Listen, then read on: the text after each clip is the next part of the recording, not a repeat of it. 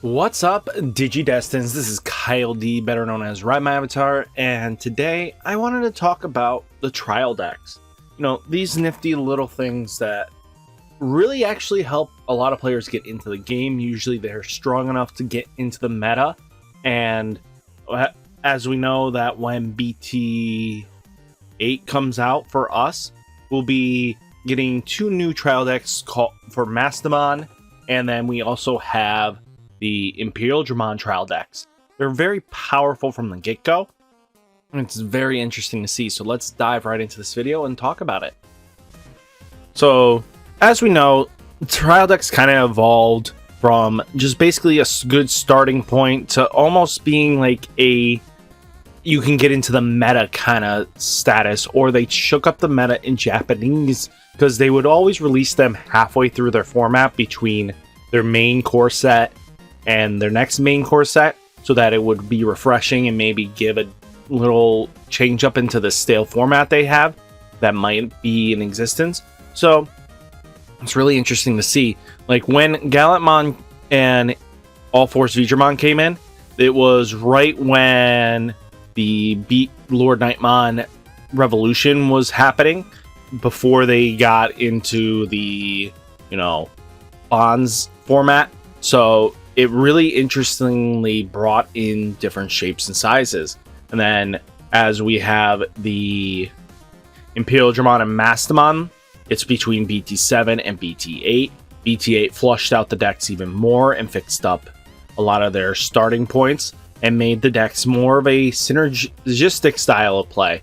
And now we're going to have Jesmon and Ragnar Lordmon in Japanese, where it's not really supported in BT9 format, but it'll be more supported in BT10.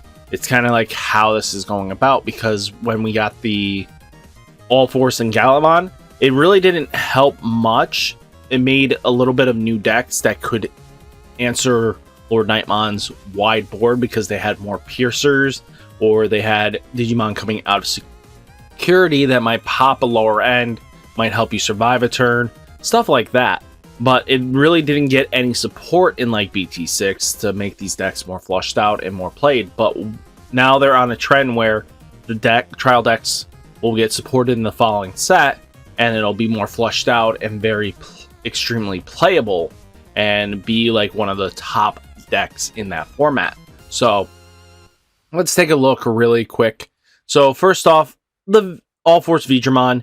A lot of these cards right off the bat, the Cordramon was instantly played because it was very powerful security security Digimon.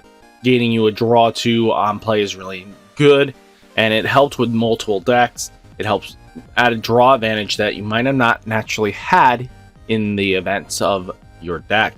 So, and then we had the ability to warp Digivolve into getting back into the game kind of style. So if your opponent had a level 6 or higher in play, this Digimon can Digivolve into All Force from your hand for a memory cost 4, ignoring its Digi-evolution requirements. So being able to go right into All Force, it really did help out. The deck really didn't see much play on our side because we were in Bonds format when this trial deck happened. It wasn't released halfway through.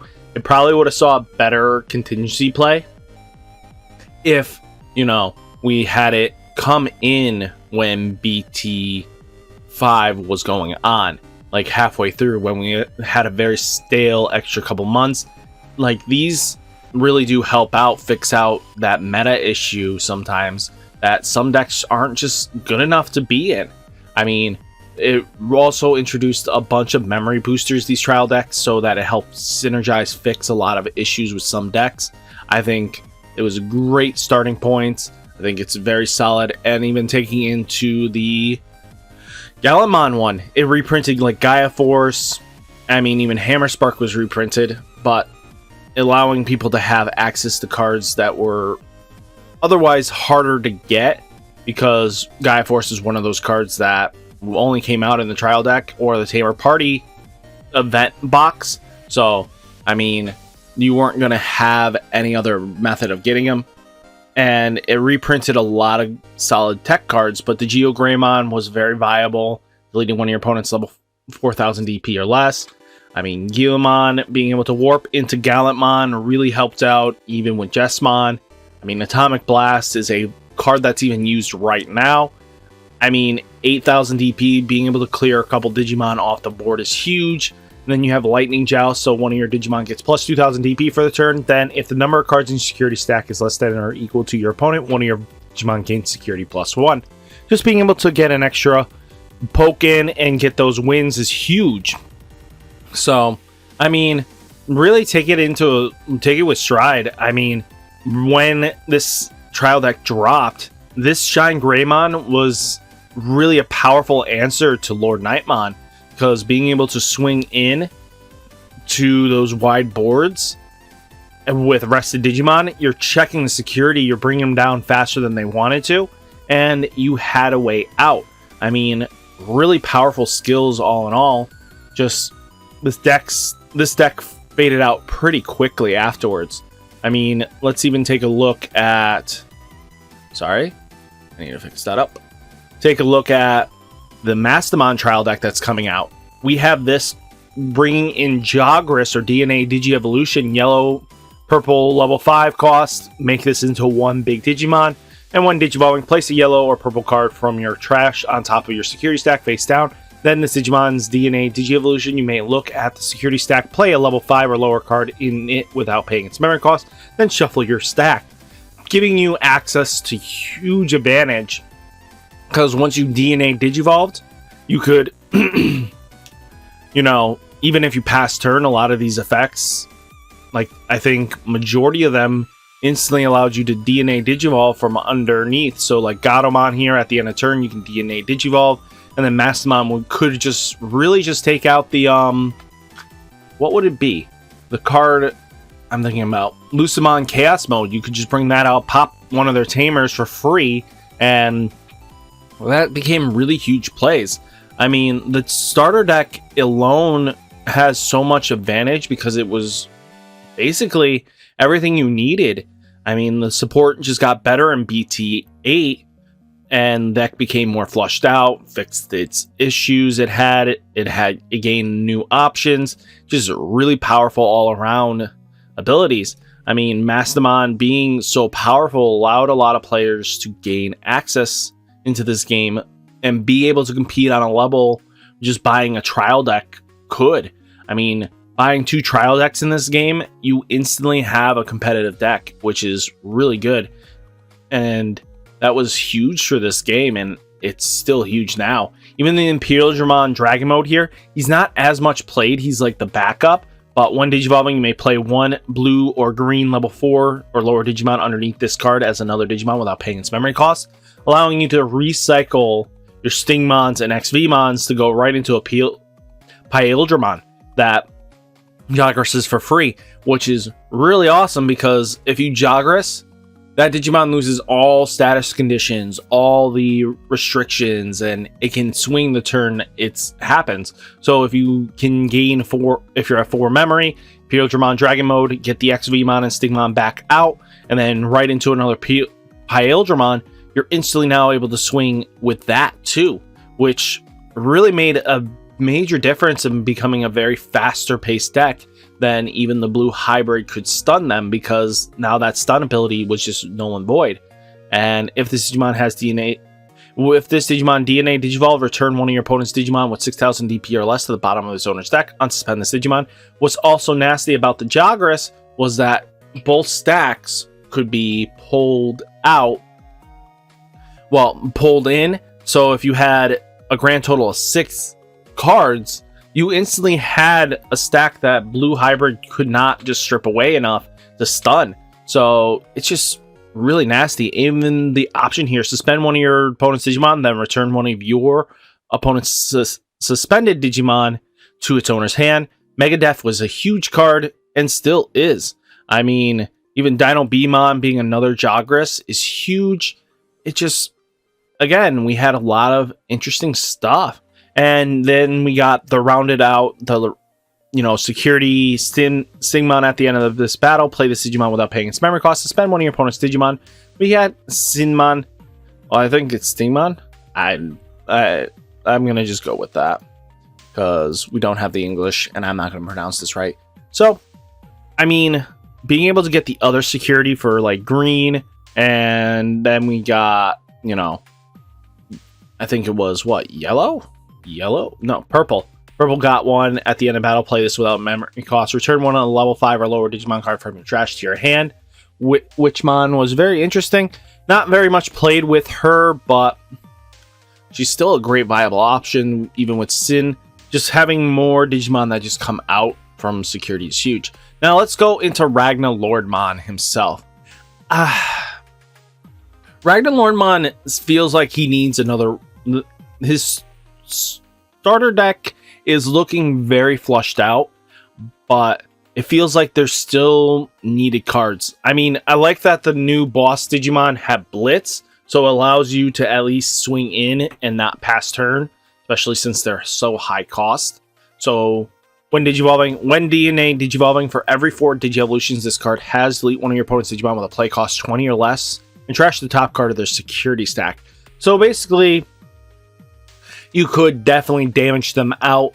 And with the Blitz, I feel like it's great. I mean, it has a huge kill a massive Digimon if you DNA Digivolve, which at the end of turn is very plausible. So, I mean, since you'll activate first and blow up, let's say their newest Digimon Dexmon, that Dexmon 20 play cost, huge. I mean, you can also blow up any of the D-Reapers, and it's just really semi-meta dependent. I feel like because yellow purple security control hybrid kind of thing, since we're in an OTK format, really does help out, because if you can survive and get this to go off, you're clearing off their big boss Digimon as long as you can win the game, and that's really amazing, powerful. All turns, once per turn, when a card is removed from either player's security stack, unsuspend this Digimon. So if you had a way of getting it back your turn afterwards, after the Blitz, but I mean, you'll have blocker with some of these inheritables and stuff like that. So you're not really too bad for wear, I gotta say. I mean, even looking at this searcher here, you may place one Digimon under one of your other legendary arms in its traits, or one of your black Digimon as its bottom Digievolution to reveal the top card of your deck. If it's a legendary's arms in its traits, play a cost 7 or less. You may play it without paying its memory cost, allowing you to get up in your stacks pretty quickly. When attacking, if a Digimon with legendary arms in its trait or black Digimon is in play, delete one of your opponent's Digimon with 3000 DP or less, just helping to floodgate removal. Then we have the same thing with Zebermon, deleting 3000 DP or less. You may place this Digimon under one of your other legendary arms in its traits, one of your black Digimon as a bottom Digievolution to delete one of your opponent's 5000 DP or less. I mean, we also got Chichurimon. All turns, players can't reduce play cost, which is just making it both player side. I don't understand why it's both player for black, but it should be just your opponent. But hey, they're trying to make it fair. But then we also have the level 5s here. You may Digivolve this Digimon and one of your other Digimon in play without paying it into a Digimon card in your hand without paying its Digievolution. So on opponent's turn, this Digimon cannot be deleted by your opponent's card effects. Just setting up with what you need to Ridemyavatar just to get into their big boss daddies. So we have Doradomon and we also have Ridemyavatar. So being able to, when attack, open 3 cards, play one legendary arm trait that has a play cost 7 or lower without paying its memory cost, place the remaining cards at the bottom of the deck in any order. The ability to wide swarm with this deck is looking very present, but we're in an OTK format, and even getting into a big boss Digimon that can semi-OTK as well might not be enough in some instances, because your turn, while this Digimon has Ragnar Lordmon, this Digimon does not activate options in its check, so being able to get the inheritables is massive. And then even with this, essentially, when this Digimon is Ragnar Lord, this cannot be affected by your opponent's card effects, so this makes it pretty much protected from being removed by options. So if you get both of these underneath your Ragnar Lordmon, it just really does some damage. But it becomes like a more, instead of OTK, it's similar to like how you want to take in the Magnamon deck that is more like defensive. I feel like that's what they're trying to go with this. Instead of being an OTK deck, it's more like a defensive strategy that you have a big top end that's going to be on the board regardless of what they do. So I feel like that's huge. And they also gave like contradiction joint battle. So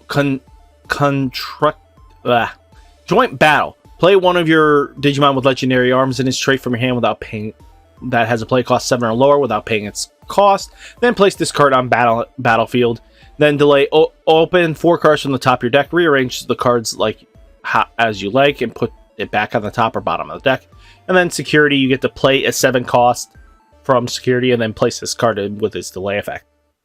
Now we don't have the memory gain this time. Now it's a very different one. Now we're getting new delay options that are quite powerful, I gotta say. And hopefully we get more D-Brigade support because this could be very possible. I mean, even let's take into Jesmon here. He's a very powerful Digimon in himself. So when attacking, you may play 1 Digimon card with Sistermon in its name from hand without paying its memory cost. And once per turn, when you play another Digimon by an effect, this Digimon gets plus 3000 DP and security plus 1 for the turn. Blitz being really powerful.